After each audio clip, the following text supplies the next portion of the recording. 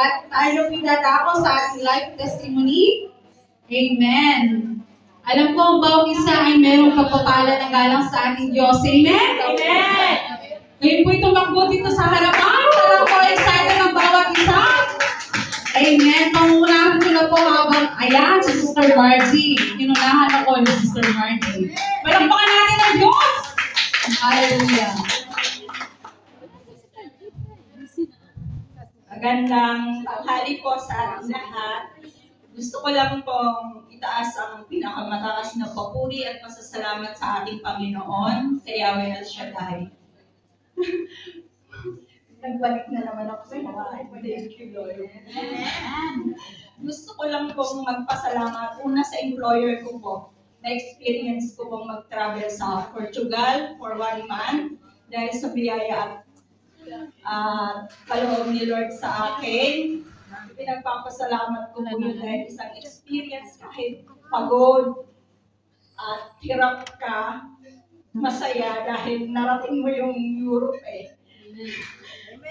Gusto ko din bang magpasalamat sa biyaya para sa aking mga anak dahil sa kabila ng mga pagsubok na pinagdaraanan ng aming pamilya ay lagi po namin itong nalalagpasan sa awa at habag ng ating Panginoon. Kaya maraming salamat po at happy 10th anniversary po. Thank you po. Ayan, ang panalangin ng isang ina ay narinig ni Lord. Amen? Amen. Dahil po dyan naiyak Sister Sally. Isa pa po? Nais mo pa totoo? Ayan, ako na talaga. Amen. Salamat sa Diyos. Dahil nung pong bumagyo talaga nakakatakot po. Dahil dikit nga sabi ni Father. Ay, si Father nag-declare. Ayan. Kasi po yung bahay namin, 6th floor po kami. So, yung ceiling po namin parang karton, something. Naalala po yung kwento ni Sister Janet na yung pinatutuwa niya. 6th floor din po kayo na Sister Janet. 7? Mataas ng isa. Ayan. Yung pong ceiling po namin, nung parang hinigop po ng hangin, hindi naman po niya kami madadala. Ang sumama po, yung paghigop niya po gano'n, bumaba yung ilaw, gumanon din kami. And kasama ko po yung anak ni Sister Janet dahil takot na takot po kami. Noong una po, masaya kasi walang pasok. Amen. And nagkantahan pa kami. Eh nung gumano na yung ceiling namin bumaba, sabi ni Mama, magsara muna tayo. Manalangin na tayo. Sabi ni Mama. Isang oras po kami nagpipray, nagsasabi mo, walang praise and worship talaga yung ng pagtutulog. Bigla po kami nanahimik. Minsan kailangan natin manahimik talaga. Kaya hindi rin maganda ang T8 at T10. Okay? Dahil pagpasok natin kinabukasan, maraming trabaho sa atin. Ayan, palakpakan natin ang Diyos. Wala po ba? Ayan, si Sister. Ayan, amen. Palakpakan natin ang Diyos. Ang ganda po ng t-shirt niya, Sister. Yan, hawak po at happy anniversary po. Salamat po. Napasalamat ako sa Panginoon dahil tagumpay na naman po ang aking pag-uwi. Marami pong biyaya binigay ang Diyos sa buhay ko. Kahit nung i-share ko lang po sa pamilya namin, lahat naman kami nagmamahal ng magkakapatid. Pero may isa talagang ayaw sa akin. Wala daw kung ano po. Pero isa po ang nanay namin, tsaka tatay namin, isa po yun. Pero isa talaga, pag sinasabay mo, talagang yung basta yung lahat, kinakalaban ka lang. Pero dumating ang panahon ng hinayaan ko. Kasi dumating po na time na nandito na pa tayo sa Shaddai. Sabi nga, dahil natin ang liwanag sa ating tahanan. Kung may kadiliman, may liwanag. Yung pag pinaghahawakan ko dahil tayo po ay isang asin. Kasi kung mawawala pa yung alat na yun, paano na pong ating pamilya? Kasi tayo ang tinawag ng ating Panginoon dito sa El Shaddai. Kayo ay magsilbi ng liwanag. Kayo pinaghahawakan ko. Salamat sa Panginoon. Dahil pag-uwi ko dito, natanggap niya ako sa buhay niya. Bigla niya ako hinalikan at tiyaka. Kaya maraming salamat.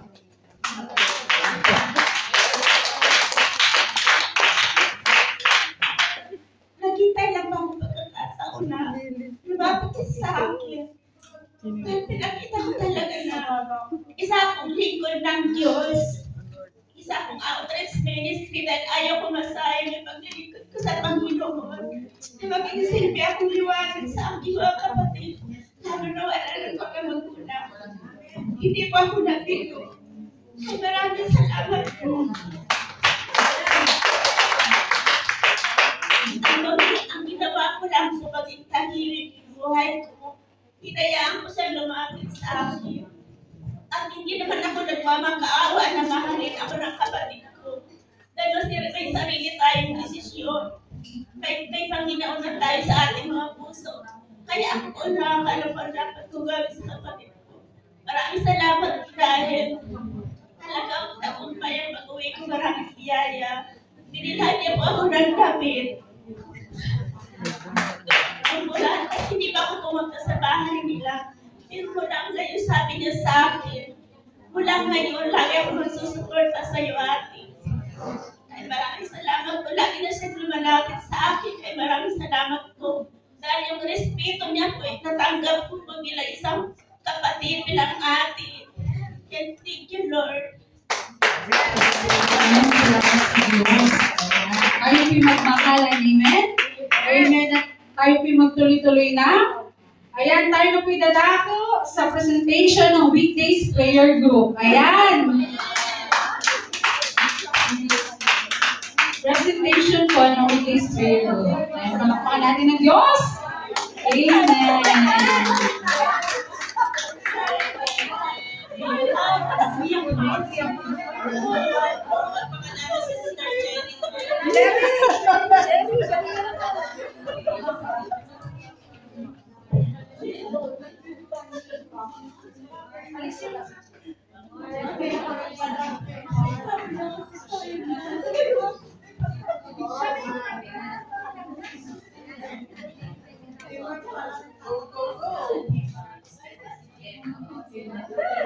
Muling palakpakan natin ang Diyos!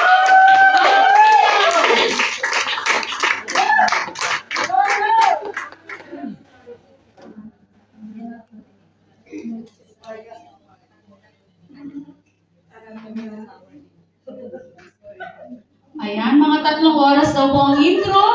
Amen. Huwag po kayong umalis sa inyong mga kinaupuan. Amen. May biyaya ang ating Diyos. Amen. Okay. Magpa-practice daw po sila.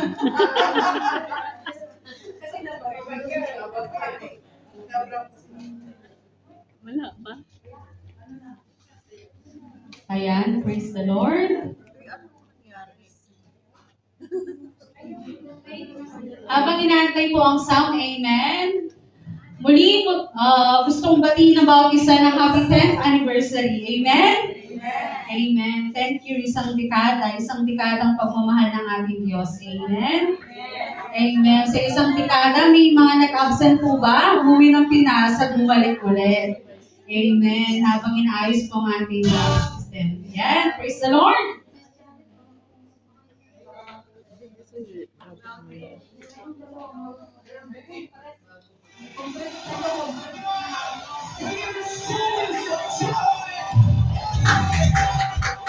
Walang pangalan ng Diyos!